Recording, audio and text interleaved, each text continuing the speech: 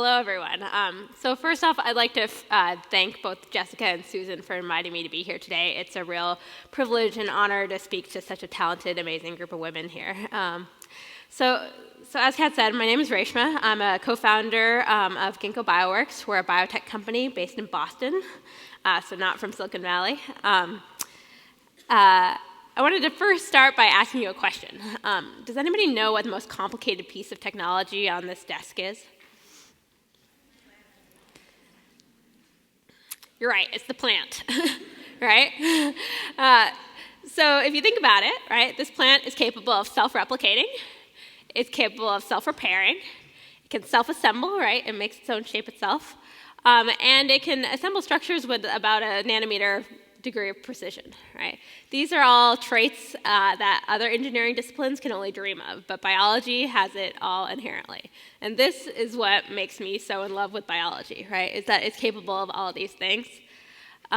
So in my mind, biology is the most powerful manufacturing platform on the planet, and it's what I want to be able to use to build stuff, right?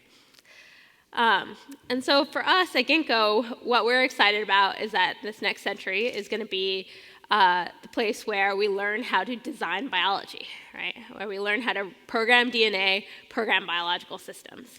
And so we think the next generation of designers are going to be designing biology, and that's what we're all about. Just a few quick facts on Ginkgo. We were founded in 2008, so we're about 8 years old now. We're based in Boston. We're around 75 people or so. And basically what we do is design microbes, design organisms to spec. And I thought basically what I'd do today is just give you a little bit of our backstory. How did we come to be where we are today? In case you might find it interesting. Okay, so Ginkgo started officially 8 years ago, but I think it really has its roots quite a little bit longer ago. I grew up in Utah. My house is just actually off to the side of this picture. I went to the University of Utah, and I studied computer science there. But at the same time, I also worked in a biology lab. And it was a really interesting experience because I, on one hand, would study programming, computer science, operating systems, and so on in class. But at the same time, I was working in a research lab, learning biology on the fly. And the reason I did this was, quite frankly, I found biology classes boring, right? They were filled with pre-med students who just wanted to memorize stuff, and I was much more interested in sort of engineering and hacking. And so working in a biology research lab and studying computer science was a nice mix for me. And so then I decided to try to actually merge the two halves of my life when I went to grad school. And I went to grad school at MIT. And that's where I met this person here on the slide. This is Tom Knight. Tom is a very interesting guy. Tom basically has a legit claim to inventing the internet, right? He was involved in the early days of the ARPANET. This is him on the left there, standing next to a Lisp machine. You can see from the pants that it kind of dates back to the 70s or so. But about 20 years ago or so, Tom said, you know what? This computer stuff's getting a little boring. There's a lot of people involved in it now. I don't need to really think about it so much anymore. I'm going to start studying something else. And he decided to basically go back to school for all intents and purposes. He would take biology undergrad classes and pair up with the freshmen in freshman biology labs and learn how to pipette and do biological research, right? But Tom brought a very interesting perspective when he went to biology. He brought an engineer's perspective, a hacker's perspective. He thought about, well, how can I take biology and simplify it? How can I design it? How can I program it? How can I introduce ideas like standardization and abstraction, all sorts of concepts that we take for granted in engineering, but apply them to biology? So I met Tom pretty early on when I got to MIT. And being a young, naive graduate student at the time, I said, you know what, this makes sense. We should be designing biology, right? We use the substrate of chemistry as the basis of chemical engineering. We use the substrate of physics as the basis to design all our computers. Why can't we use biology as a substrate for engineering? And so I was fortunate at MIT to meet not only Tom, but these folks over here. So this is Barry, Jason, and Austin. And they were also fellow graduate students with me at MIT. And we all basically fell in love with this idea of, engineering plus biology. This is a photo from about 2006 where we engineered some bacteria to smell like bananas and wintergreen. Had no actual purpose whatsoever except that it was cool and fun. And it was actually a team of undergrads who did all the work here. But it was cool because it was our sort of first experience saying, hey, let's go design an organism, soup to nuts, and have it actually work. And so we ran a live demo of the system, and this is a photo taken on that day. So it was an interesting experience at MIT because I basically found my calling, right? I fell in love with the idea of engineering biology, knew I wanted to keep working on this, and so the only question was how, right? And if any of you out there are either graduate students or have done a PhD, you know that you kind of come up at the end of your PhD, and the way you know that you're ready to graduate is because you can't stand the sight of your thesis work anymore. But you also kind of go through this crisis of what am I going to do next, right? And so for us, the question was, hey, you know what? We think there's just so much potential here when it comes to engineering biology. How are we going to go make this happen for real, right? Because we were incredibly frustrated by the fact that we had all these ideas for organisms we wanted to engineer, systems we wanted to build, but we were limited by the tools and technologies we had available to us, right? The complexity of the systems I could engineer was limited to how well I could clone, basically. And so we wanted to go make this happen. And the typical path and the obvious path for us would have been to go become a professor, do a postdoc, become a professor. And in fact, that's usually how things are presented to PhD students. Your options are academia or industry, right? And I think that's really a false way of looking at things, right? Really what I think is the better way to think about is what is the problem you want to solve, and then go figure out the best way to solve it, all right? And so for us, we knew that this is the problem we wanted to solve. How are we going to make this whole engineering biology thing happen, right? And, we had toyed with the idea of starting a company. Jason in particular had been interested in this for a couple of years. We even tried to enter the MIT 100K competition. It's a startup competition that MIT runs every year. We never made it past the first round, right? They would always kick us out immediately. And so we're like, okay, this is probably not going to work. But then we had a conversation with this fellow here. This is Saul Griffith. Saul was a graduate student a few years ahead of us at the MIT Media Lab. And when he and his buddies graduated, they basically started a company, right? They were like, we have a lot of ideas for different cool technologies, and they just started a little incubator and basically got some consulting gigs on the side to pay the bills as they sort of worked on their company, right? And the most useful piece of advice that Saul gave us at the time was, when you're a graduate student or even a student coming out of undergrad, you have the most amazing skill set for starting a company, which is that you know how to live cheap, right? This is the thing that can best qualify you for starting a company is if you can live on small amounts of money, right? Because it means that by just bringing in a little bit of revenue or a little bit of money from whatever source, you can sort of pay your bills and keep going, right? And so what Saul said really resonated with us. We had a lot of ideas of stuff we wanted to work on, things we wanted to do, and we knew how to live cheap, and we were willing to continue living on the cheap.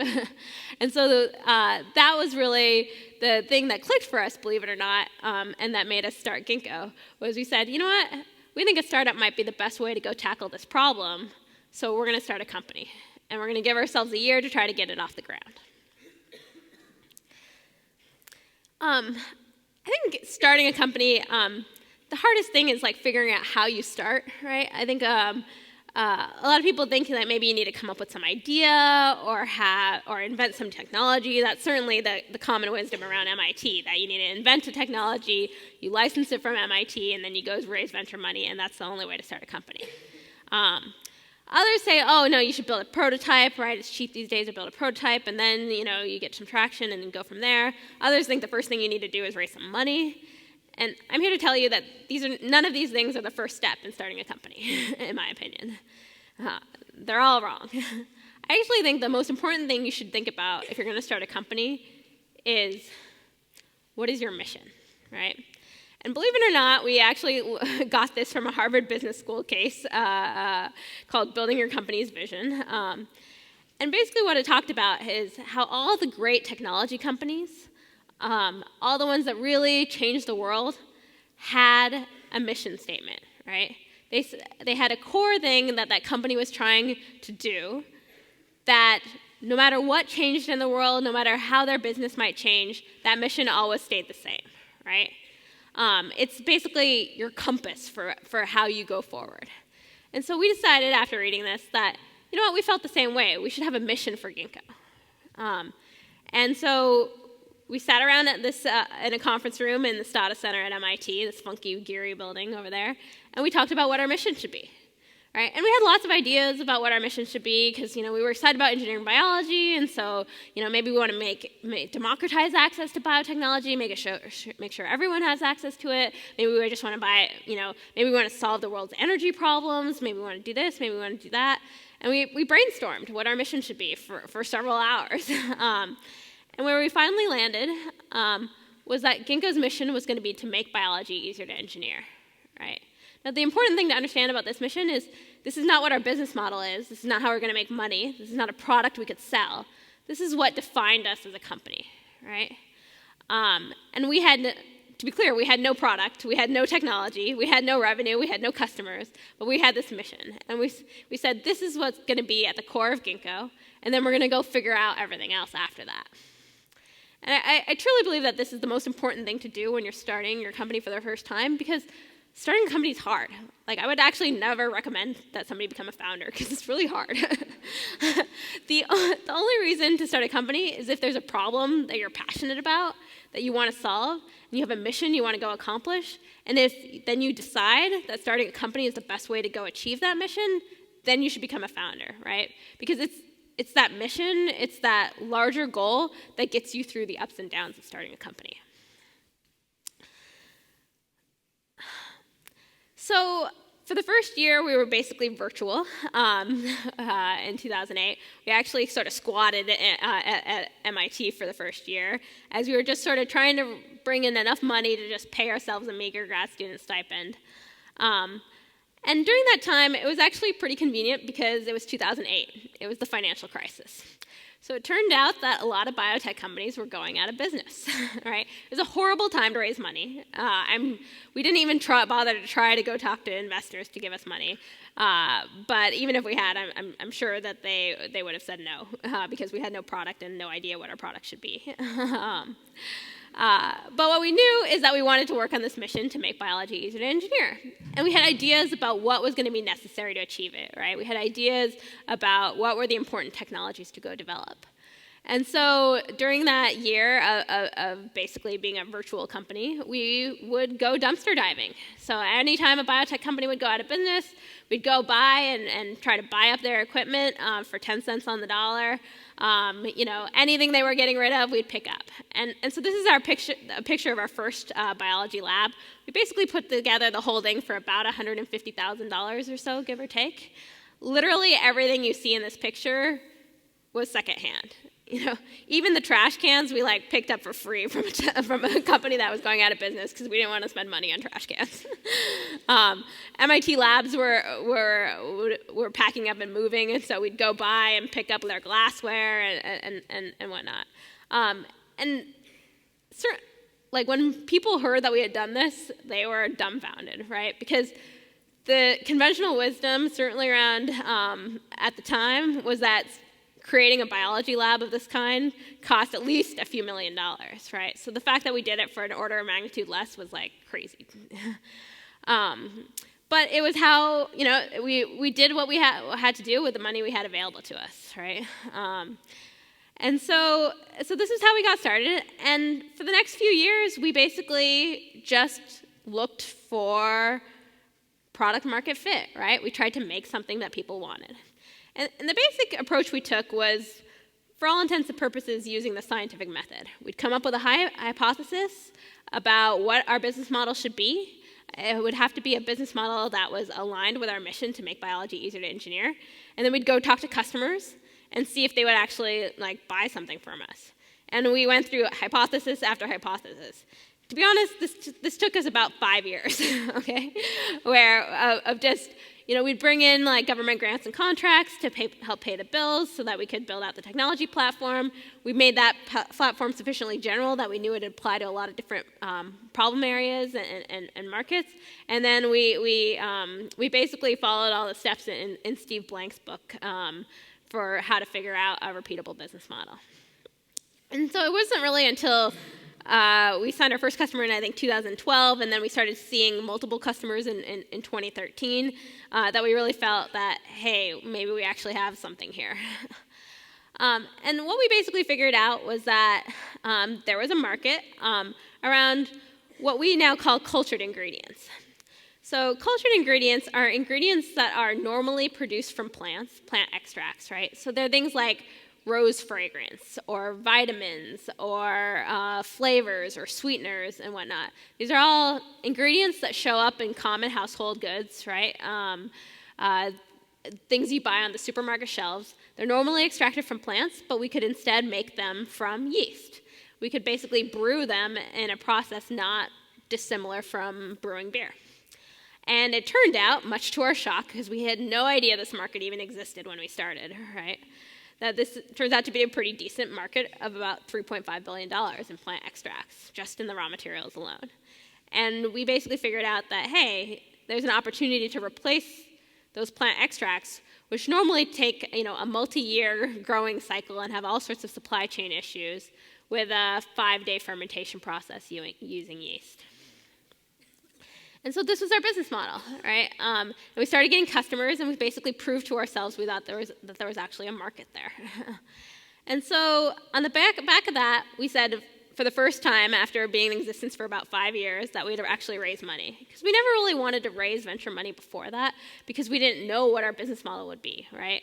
And I think sometimes you hear about stories of investors and founders at odds with each other over the future of the company. And I think a lot of that strife and tension can often come from the fact that sometimes when you pitch an investor and you raise money, you don't necessarily know what your actual product should be. You haven't yet achieved that product market fit, and so you have to change course. And the investor may or may not agree with how you're changing course, right? And so we very deliberately waited until we felt we had a very clear picture of where we were going, what our market was what our customers looked like, and even had traction with customers. And that's how, and then in 2014, we joined YC. And then coming out of YC, we were able to raise about a $9 million Series A, and then more recently, a $45 million Series B.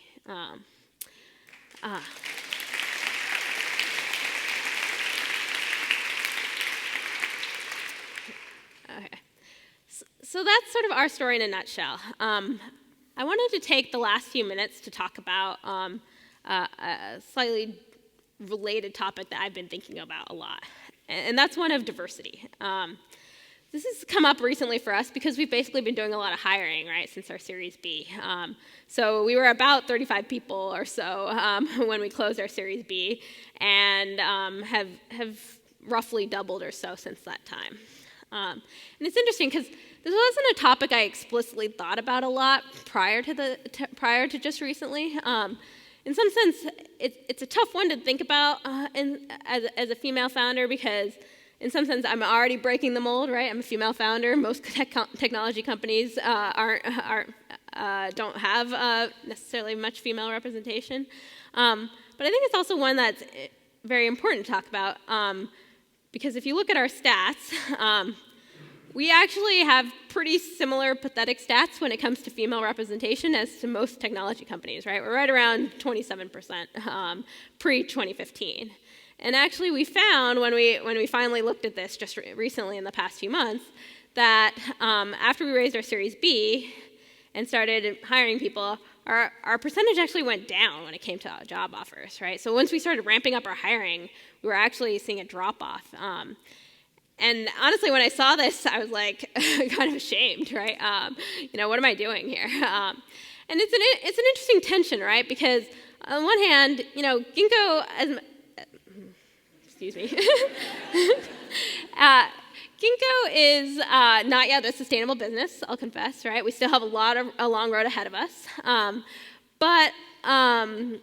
And so our top priority has to be making Ginkgo into a sustainable business. But at the same time, if we actually succeed and do what we want, if we actually become the Intel of biology like I want for us, if we look like just every other technology company with a pathetic representation of women and underrepresented minorities and other underrepresented groups, that would kind of suck, to be honest. And so it's one that I'll confess folks on our team actually raised in the past few months. And so we started just talking about it internally at Ginkgo. What should a diversity initiative look like? What was realistic for a company of our size, right? Because usually this is not something you talk about until you're much, much bigger than us. And so it's been a hard one for me to wrap my head around, to be honest, because I care about this. I want Ginkgo to have a diverse workforce. I believe that we will be stronger for it. But at the same time, I'm very cognizant of the fact that we have a lot of work to do in terms of turning Ginkgo into a sustainable business. And how I finally sort of reconciled all these conflicting thoughts in my head is actually inspired somewhat by this movie. So my husband, Barry, who's also one of my co-founders, made me watch this movie, Moneyball. And Moneyball is basically about the Oakland A's and how they were able to build a baseball team that did quite well with a crazy low spend on their team, right? And so what they basically did is systematically looked for people who were, for baseball players who were being undervalued, right? This is sabermetrics, right? That they applied, and then they would recruit those folks, and they built a pretty awesome baseball team out of these folks who were being systematically undervalued by baseball teams in general. And it seems to me that this might be a way to be thinking about diversity and a way to reconcile my twin goals of wanting to build a sustainable company, but also ensure that Ginkgo has a diverse workforce in the long run, which is that, frankly speaking, the very fact that there is such a significant underrepresentation of women and various minority groups in technology, in biotechnology, suggests to me that they're probably being systematically undervalued, right, by the marketplace and systematically undervalued by other companies. So if we can make Ginkgo a place where these folks want to work, then that's a competitive edge relative to our other companies, right? And so I don't have much more for you than this, except that it's something that I think is an interesting thing to think about. It's something that most companies wait to think about until they're much bigger than we are. But we're hoping that by thinking about it early, when frankly just a small number of hires can radically change our stats, maybe we can do something about this now rather than later. And maybe it'll even give us a competitive edge. One thing that's been a little promising to me is even just since we've started having the conversation over the last 3 to 6 months, our numbers have improved a little bit, but I don't yet know if this is real or if this is just a law of small numbers issue. But we'll see. And so I just wanted to raise this as something to think about as you all go off and start your own companies.